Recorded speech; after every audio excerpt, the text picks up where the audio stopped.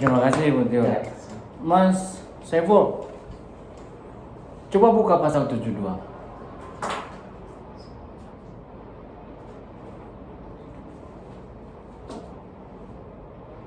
Ya, saya Coba baca. baca. Kurator bertanggung jawab terhadap kesalahan atau kelalaiannya dalam melaksanakan tugas pengurusan dan garing atau pemberesan yang menyebabkan kerugian terhadap harta pailit. Siapa? Apa yang bisa Anda simpulkan dari situ? Kurator harus bertanggung jawab terhadap kelalaiannya, baik disengaja maupun tidak disengaja. Menurut pasal ini intinya begitu, Pak. Bisa berikan contoh konkretnya seperti apa misalnya? Misalkan- Tindakan apa yang bisa dikatakan lalai Misalkan secara dia- langsung maupun tidak langsung? Ya, misalkan dia diwajibkan untuk memasukkan di lembaran negara, akan tetapi dia tidak memasukkan atau lupa atau lalai tidak memasukkan di lembaran negara seperti itu. Lalu apa konsekuensinya? Maka konsekuensinya ya memang lembaran negara itu sifatnya administratif sehingga bisa menyebabkan ketidakabsahan terkait dengan kepengurusan model pailit yang akan dilakukan oleh kurator tersebut. Kalau tidak absah, lalu akibatnya apa? Cacat hukum seperti itu. Kalau cacat hukum, apa yang terjadi? Cacat hukum maka bisa dimintakan pertanggungjawaban karena timbul kerugian seperti itu. Kerugian kepada siapa? Kepada kreditor. Jadi akibat kelalaiannya itu maka si kurator bisa dipidanakan berdasarkan ketentuan ini. Berdasarkan ketentuan ini bisa. Oke. Bisa. Lalu sebetulnya yang paling pokok ya, kurator itu suatu profesi yang apa disebutnya? Ya, Tutup aja itu. menurut saya kurator itu merupakan profesi yang sangat riskan sekali. Jujur saya ketika sudah masuk ke pendidikan kemarin itu, saya justru berpikir, wah berat juga tugas kurator. Oke. Berat bang.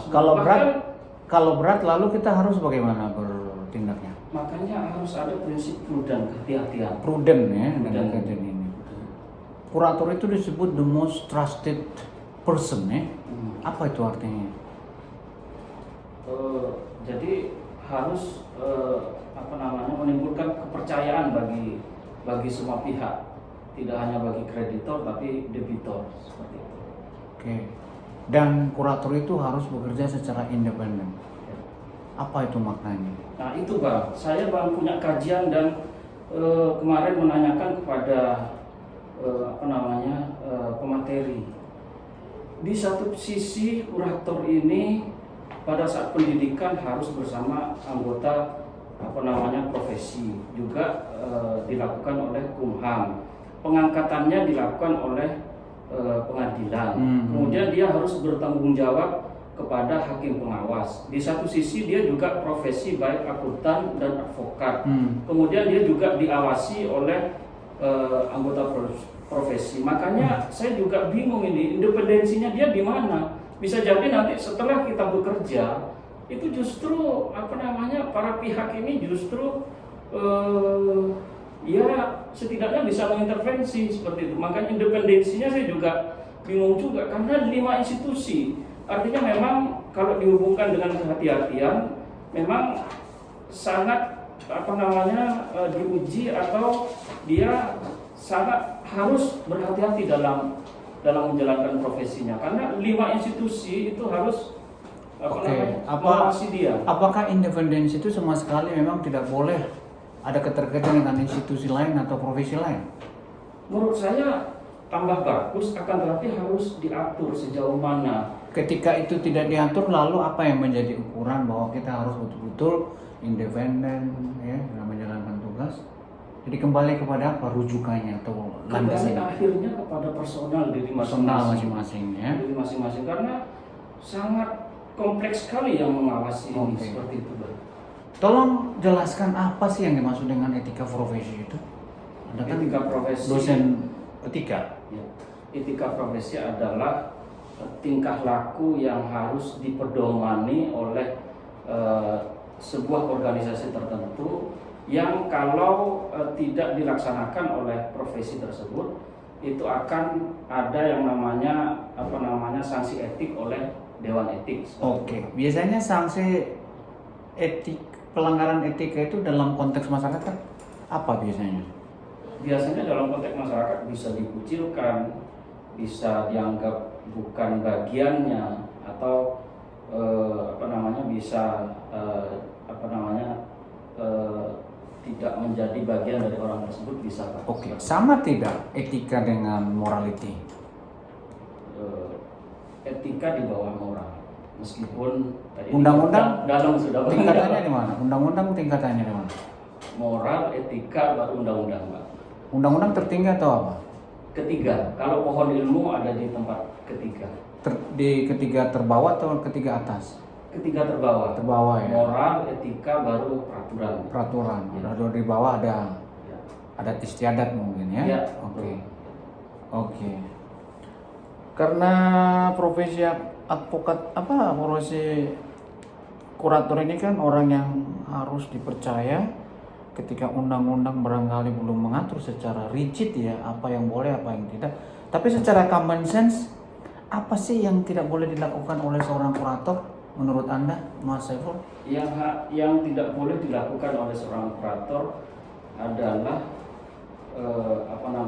mengkhianati terhadap tugas dan tanggung jawabnya sebagai kurator, sebagaimana diatur oleh undang-undang maupun etika profesi yang ada di lingkungan organisasi profesi. Oke, ada berapa perkara yang boleh ditangani oleh seorang kurator? 3. Di balik itu apa sebenarnya legal reasoningnya atau? Ya, artinya memang secara filosofi memang dia diharapkan benar-benar konsen terhadap apa yang dikerjakan. Jadi sehingga dia fokus, tidak bias terhadap pekerjaan-pekerjaan yang lain. Oke, baik. Saya pertanyaan terakhir dan pertanyaan bonus ya. Pernah mendengar istilah cross border insolvency? Pernah dengar? Apa itu? Insolven adalah Insolvensi, cross border insolvensi atau kepailitan lintas negara. Pernah dengar di Apa yang Anda ketahui tentang itu? banyak kemudian proses eksekusinya menjadi sangat sulit. Sulit ya. Sulit ya. Punya kantor ya Mas ya? Saya punya. Punya berapa orang? Ada 5 Pak. Ada 5. Kalau misalnya nanti tiba-tiba ada yang ngajak Anda, Mas Saiful jadi kurator ya, kurator sampai lebih dari 3. Kira-kira bagaimana sikap Anda? Enggak mau Pak. Nggak mau ya? Saya satu aja masih belum pengalaman, sepertinya masih akan ajak teman-teman begitu Gitu ya? satu aja, karena jujur Bang, saya di tata negara Bang begitu Bang. Cuman saya memang benar-benar ingin belajar di sini begitu Bang. Gitu ya? Ya Bang. Oke. Ya, Bang. Kalau tadi pertanyaan bonus, the last question for you. This is my last question for me too, ya. Ya. Kasih yang dimaksud dengan utang, Mas. Utang adalah kewajiban yang harus dibayar. Yang timbul atas atas undang-undang maupun perjanjian. Oke. Saya kira cukup ya Bu Teori ya. Ada yang mau diklarifikasi? Cukup ya. Mohon maaf ya Bapak, saya kalau mengecewakan sekali lagi. Atau ini deh, ada yang mau disampaikan sebelum kita tutup? Mohon maaf sekali lagi, saya ahlinya di tata negara Bang. Mohon maaf, jadi di sini tersesat seperti itu karena memang saya ingin bergabung dengan teman-teman seperti itu ya. Terima kasih Mas. Sama-sama. Mohon maaf sekali lagi. Ya. Terima kasih. Yuk.